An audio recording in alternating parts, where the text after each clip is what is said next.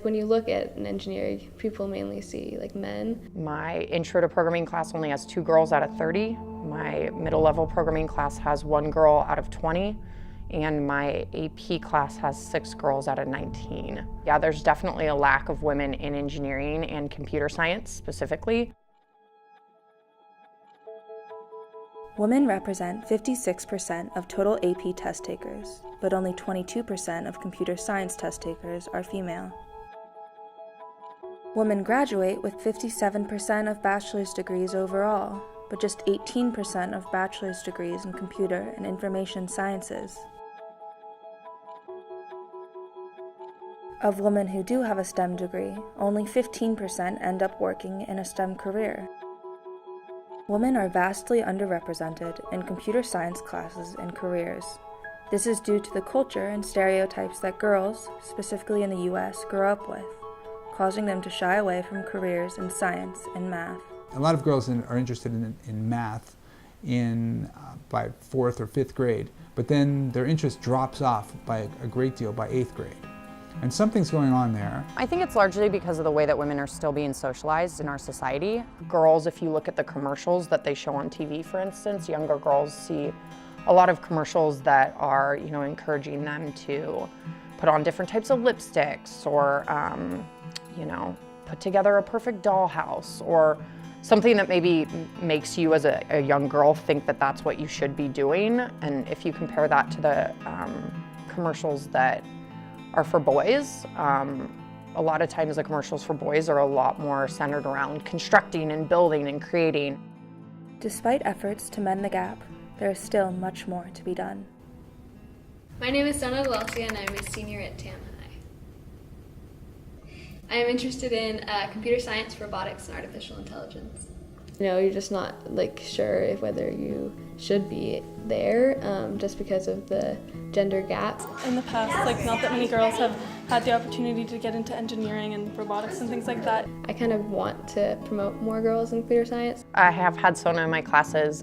She was in my AP computer science class last year, and she is running the computer science club this year. She has been really involved in the community and reaching out to encourage younger children into STEM fields. After realizing that a lot of kids didn't have the same opportunity to get introduced to STEM the way I did in middle school through the robotics club, I wanted to give other kids the same opportunity, so I founded Reaching Out with Robotics. I think definitely encouraging girls to pursue it starting younger and younger. If we have an environment where girls can work with other girls and learn together, I think that would help. Those are the ages that we need to pay attention to and expose girls at that age to science, engineering projects like rockets and robots, and show them that it's cool. This is the robot, if you cannot see, and we have to connect it with this and the wheels, and we have to make our own. And we can make the eyes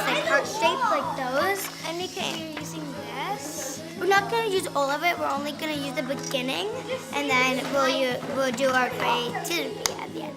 We've been programming it on the computer and making it move and trying to work the sensors.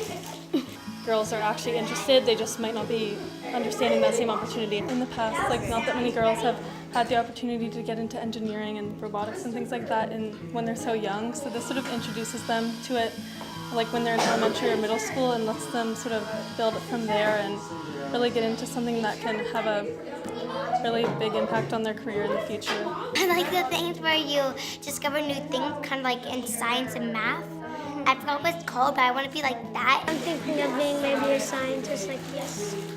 I think just going in at a very young age and getting them exposed to the subject so that they can make that choice themselves is a good way to start. We've impacted 1,300 kids in the Bay Area as of today. And we're starting chapters with other teachers across the country using our curriculum.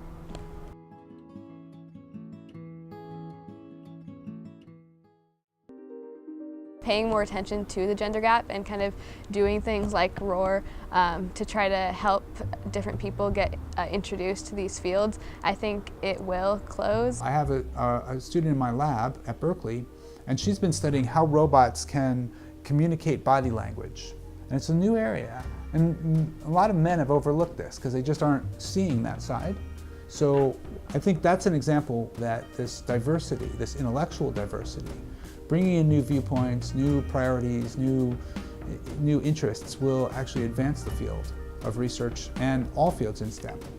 The more that we can get minorities that aren't represented in programming into the field, the more it's going to help computer programming, because we're going to have those different perspectives from those minority students that you wouldn't normally have if you had a bunch of Caucasian men designing programs. To move ideas forward, to really advance these fields, we need people who don't think the same way.